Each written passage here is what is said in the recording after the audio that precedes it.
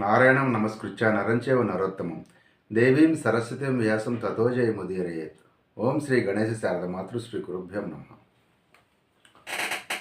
మిత్రులారా, మనం గత ఎపిసోడ్లో అర్జునుడు స్వర్గం నుంచి తిరిగి రావటం, పాండవులను కలవటం, వాళ్ళందరూ సంతోషంగా సెలబ్రేట్ చేసుకోవటం, ఆ తర్వాత అక్కడి నుంచి పాండవులందరూ కూడాను గంధమాదన పర్వతం మీద 4 సంవత్సరాలు జీవించటం, ఆ తర్వాత అరణ్యవాస కాలం పూర్తి కాబోవటంతో వాళ్ళందరూ కూడా తిరిగి ద్వైతవనానికి తరలి రావటం, ఇవన్నీ కూడా మనం చెప్పుకున్నాం.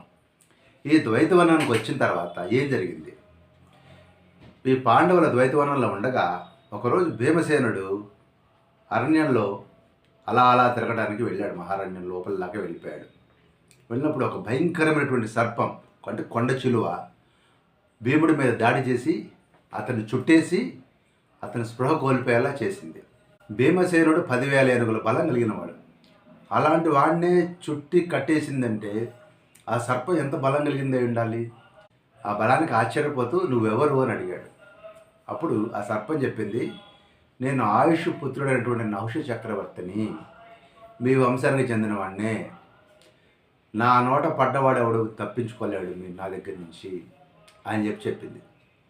ఇంతలో అనేక అపశకునాలు ఎదురవడంతో ధర్మరాజు వెంటనే భీముడిని ఎతికాడు. ఎందుకంటే ఇలాంటి తలనొప్పి పనులు తెచ్చిపెట్టేవాడు భీముడే.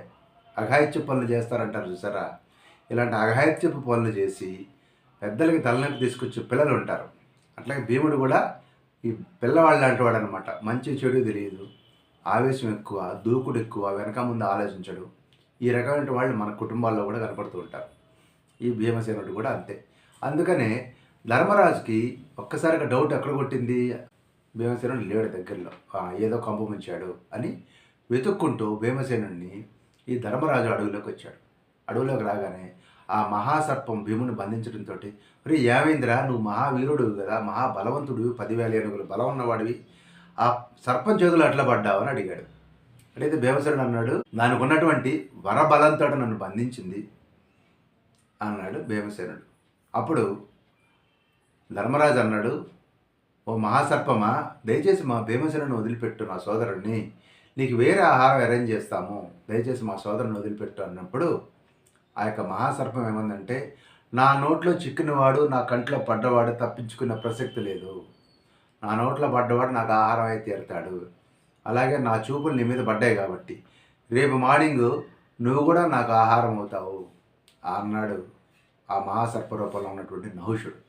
అనగానే అప్పుడు ధర్మరాజు అన్నాడు, ఓ మహాసర్పమా, నేను ధర్మరాజుని, నేను అడుగుతున్నాను, ఎవరు నువ్వు, నిజం చెప్పు, నా సోదరుని ఎందుకు పట్టుకున్నావు, నేను ఏం చేస్తే వాడిని వదిలిపెడతావు? ఇవి క్లియర్గా కావాల్సినటువంటి పాయింట్స్ అన్నీ అడిగాడు. నువ్వెవరు, ఎందుకు వాడిని పట్టుకున్నావు, వాడిని వదిలిపెట్టాలంటే నేనేం చేయాలి అని అడిగాడు. అడిగినప్పుడు అప్పుడు ఆ యొక్క నహుష చక్రవర్తి చెప్తున్నాడు అనమాట, నేను నహుషుణ్ణి, ఆయుష్ పుత్రుడిని, నీ వంశానికి చెందినటువంటి వాడిని. నేను అనేక రకాలైనటువంటి అద్భుతమైనటువంటి వీరకృత్యాలు చేశాను, అనేక రకాలైనటువంటి పుణ్యకార్యాలు చేశాను, యజ్ఞాలు చేశాను, స్వాధ్యాయము ఇంద్రియ నిగ్రహం చేత త్రిలోకాధిపత్యం సంపాదించాను. అయితే ఐశ్వర్యం రాగానే నాలో దర్పం ప్రవేశించింది. ఆ దర్పం ప్రవేశించినప్పుడు 1000 మంది బ్రాహ్మణుల చేత నా పల్లకి మోయించుకున్నాను. ఈ యొక్క నహుష చక్రవర్తి శచీదేవిని కామించినప్పుడు శచీదేవి నువ్వు సప్తర్షుల మహర్షుల ద్వారా మోయబడినటువంటి పల్లకిలో కనుక వచ్చినట్లయితే నేను నిన్ను సమీపిస్తాను అని కండిషన్ పెట్టింది. ఎందుకంటే వాళ్ళు శపిస్తారనేటువంటి ఉద్దేశంతో, ఈ యొక్క విపరీతమైనటువంటి కామంతో కన్ను మిన్ను కానకుండా ఉన్న సందర్భంలో ఆమె అడిగిందే తడవగా సప్తర్షుల్ని మహర్షుల్ని పిలిచి నన్ను పల్లకిలో తీసుకుని శచీదేవి దగ్గరికి తీసుకెళ్ళండి, నేను ఇంద్రుడిని అన్నాడు. అప్పటికీ వాడి పుణ్యం కొంచెం ఉండటంతో ఈ సప్తర్షులు అతన్ని పల్లకిలో మోసుకు వెళ్తూ ఉండగా పొట్టిగా ఉన్నటువంటి అగస్త్యుడు మిగతా వాళ్ళతో రిథమిక్గా ఆ పల్లకిని మొయ్యలేక డౌన్ అవుతోంది పల్లకి. దాంతో నెమ్మదిగా నడుస్తున్నాడు. ఆ నెమ్మదిగా నడుస్తున్నటువంటి అగస్త్యుడిని తన కాలితో తన్నుతూ ఈ యొక్క నహుషుడు సర్ప సర్ప అన్నాడు, అంటే త్వరగా త్వరగా అన్నాడు. అనగానే వెంటనే నహుషుడు వెనక్కి తిరిగి, ఓ దుర్మదాంధుడా, నీ యొక్క పుణ్యం అయిపోయింది, నువ్వు భూలోకంలో సర్పన్నావు కదా, సర్పంగా పడి ఉండు అని శపించాడు. నేను ఇక్కడ పడ్డాను. అయితే ఆయన యొక్క అనుగ్రహంతో నాకు పూర్వజన్మ స్మృతి ఇంకా అలా ఉంది. ఇప్పుడు ఈ పగటిలో ఉన్నటువంటి 6వ భాగంలో నాకు నీ తమ్ముడు ఆహారంగా దొరికాడు. పగలు మొత్తం 8 భాగాలు అనమాట. 8 భాగాల్లో 6వ భాగంలో దొరికినటువంటి నీ తమ్ముడిని నేను వదిలిపెట్టే ప్రసక్తి లేదు. అయితే నా ప్రశ్నలకు సమాధానం చెప్పగలిగినట్లయితే నేను వీడిని వదిలిపెడతాను అన్నాడు నహుషుడు. అప్పుడు దీన్నే నహుష ప్రశ్నలు అంటారు. యక్ష ప్రశ్నలు, నహుష ప్రశ్నలు ఈ రెండు కూడా భారతంలో చాలా ప్రఖ్యాతి పొందినాయి. రెండిట్లో కూడా కథానాయకుడు మన ధర్మరాజు గారే. ఇలాంటి ధర్మంతో కూడినటువంటివి, మీమాంసతో కూడినటువంటిది, సంక్లిష్టమైనటువంటి ప్రశ్నలకు సమాధానం చెప్పగలిగిన వాడు ధర్మరాజే. అందువలన ఆయనకే పడ్డాయి టెస్టులన్నీ కూడా. సరే, ఆ విధంగా సరే ఓ మహాసర్పమా, నువ్వు నీ ప్రశ్నలు అడుగు, నాకు తెలిస్తే సమాధానం చెప్పి నేను ఆనందింపజేయడానికి ప్రయత్నం చేస్తాను అన్నాడు.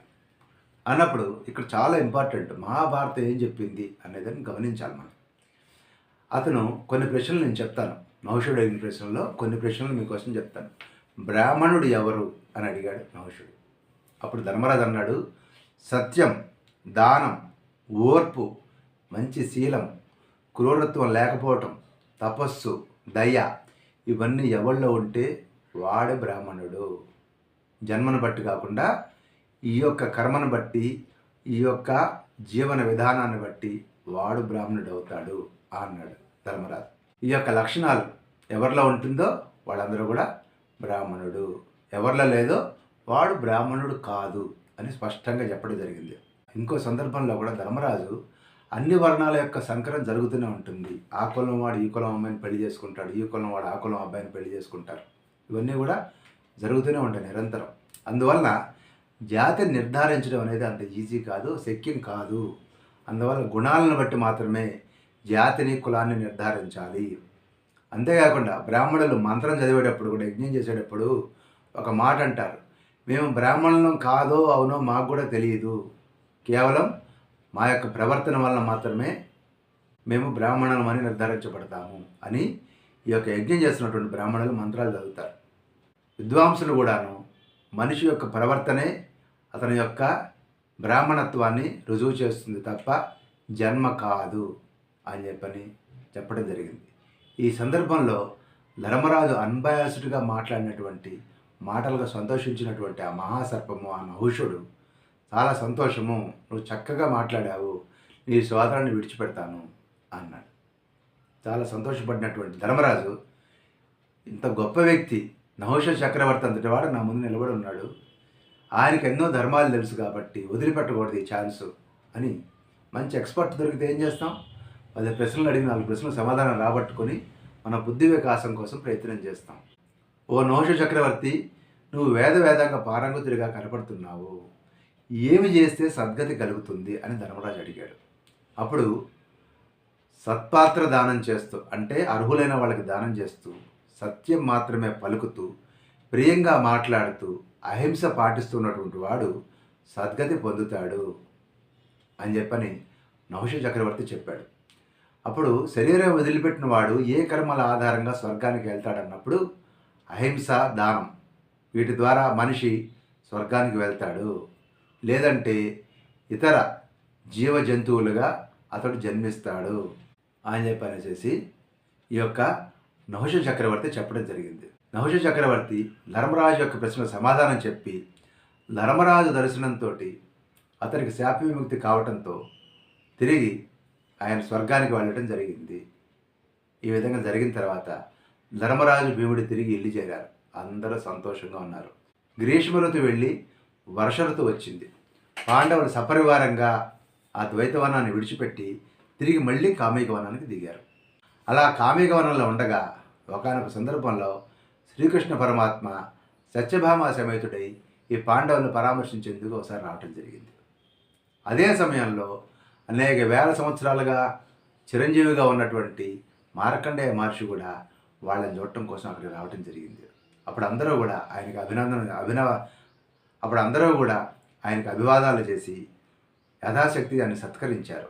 అప్పుడు శ్రీకృష్ణ పరమాత్మ మార్కండేయ మహర్షితోటి స్వామి మీరు కొన్ని మంచి మంచి విషయాలు చెప్పండి అని అంటూ ఉండగానే అక్కడికి దేవర్షి అయినటువంటి నారద మహర్షి కూడా అక్కడికి వచ్చి, అవును అవును ఓ మార్కండేయ మహర్షి, నువ్వు ఎన్ని వేల సంవత్సరాలుగా చిరంజీవిగా భూమి మీద సంచరిస్తూ ఉన్నావు, కొన్ని మంచి విషయాలు చెప్పని చెప్పి నారద మహర్షి కూడా మార్కండేయ మహర్షిని ప్రేరేపించడం జరుగుతుంది. ఆ సందర్భంలో ధర్మరాజు మార్కండేయ మహర్షితోటి, స్వామి మేము ఇన్ని కష్టాలు పడుతున్నాము, మేము ధర్మంగానే ప్రవర్తిస్తున్నాము, అయినా మాకు ఇన్ని కష్టాలు ఉన్నాయి. ధృతరాష్ట్ర కుమారులైనటువంటి దుర్యోధన దుశ్శాసనాదులు ఎన్నో అకృత్యాలు చేసినప్పటికీ కూడా వాళ్ళు సుఖంగా ఉన్నారు, ఏమిటి ఇదంతా కూడాను అని అడిగాడు. అప్పుడు మార్కండేయ మహర్షి కష్టసుఖాలు ఎలా వస్తాయి మనుషులకు అనే విషయాన్ని చెప్పేందుకు ప్రయత్నం చేశాడు.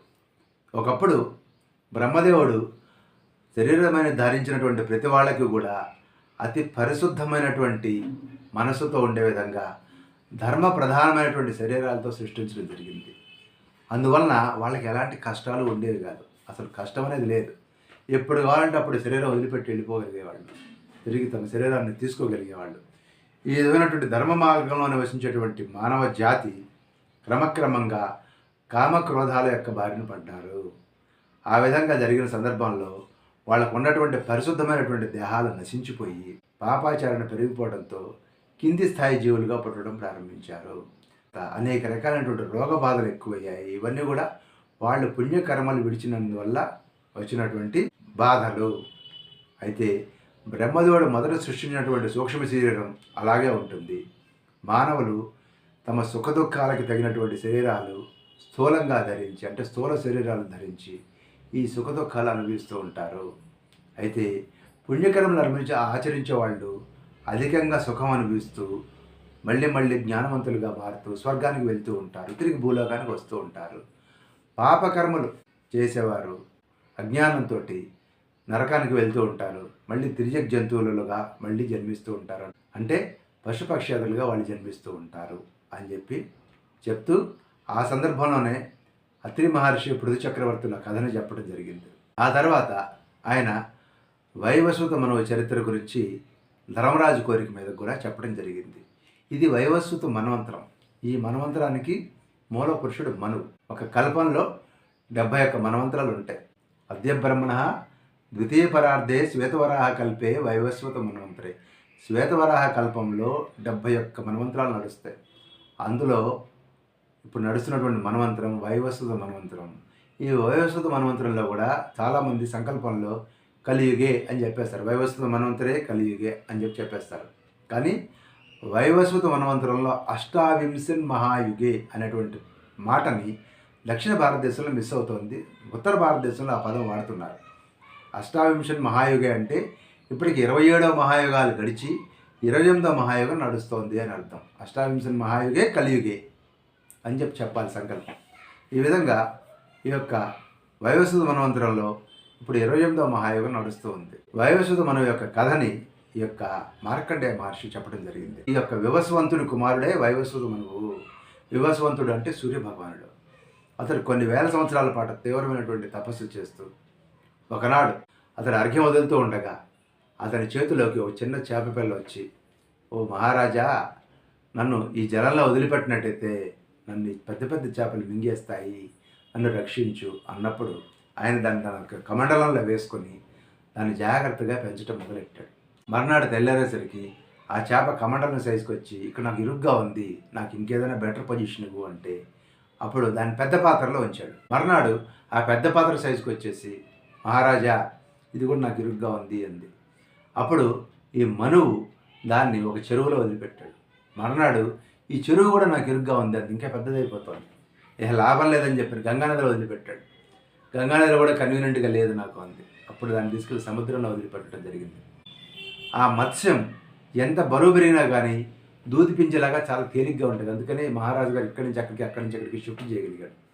ఇలా సముద్రంలో ప్రవేశించినటువంటి ఆ మహామత్స్యం ఏదైతే ఉందో, ఓ మను చక్రవర్తి, కొద్ది రోజుల్లో జలప్రలయం రాబోతోంది, చరాచర జగత్తంతా కూడా నశించబోతోంది, నువ్వు ఒక పెద్ద షిప్ చేయించు, పడవని చేయించు, ఆ ఓడలో సప్త మహర్షుల్ని కూర్చోబెట్టుకో, మళ్ళీ సృష్టి ప్రారంభించడానికి కావాల్సినటువంటి అన్ని రకాలైనటువంటి బీజాలు సమకూర్చి వేరువేరుగా ఉంచుకో, నేను మళ్ళీ వస్తాను నీ దగ్గరికి, నా నెత్తి మీద పెద్ద కొమ్ము ఉంటుంది, నీ ఓడని నా కొమ్ముకి కట్టినట్లయితే ప్రపంచమంతా జలమయమైనప్పటికీ కూడా నిన్ను రక్షించగలుగుతాను అని చెప్పింది ఆ మహామత్స్యం. అదే మత్స్యావతారం. మత్స్యం చెప్పిన తర్వాత ఈ మనువు సృష్టిలో ఉన్నటువంటి అన్ని జీవజంతువుల యొక్క బీజాలు, అదేవిధంగా కొన్ని జంతువులు, అదేవిధంగా ఇలా ప్రతి జీవిలో కూడా పురుష జాతివి, స్త్రీ జాతికి సంబంధించినటువంటివి అన్ని జీవజాతులు కూడా సేకరించి ఆ షిప్లోకి ఎక్కించాడు.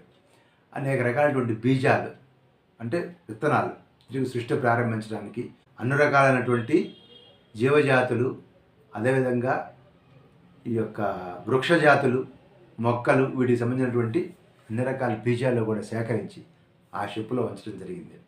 ఆ విధంగా జరిగిన తర్వాత కొన్నాళ్ళకి మహాప్రళయం సంభవించి సృష్టి అంతా నీటిలో మునిగిపోయే పరిస్థితి వచ్చింది. అప్పుడు ఆయన ఆ మహామత్స్యాన్ని స్మరించినప్పుడు, ఆ మహామత్స్యం అక్కడికి వచ్చినప్పుడు దాని కొమ్ముకి ఈ యొక్క నావని కట్టాడు. ఆ నావని ఆ యొక్క మహామత్స్యం వేగంగా సముద్రంలో లాక్కుంటూ వెళ్ళిపోయి సముద్రంలో అలా తిరుగుతూ ఉంది.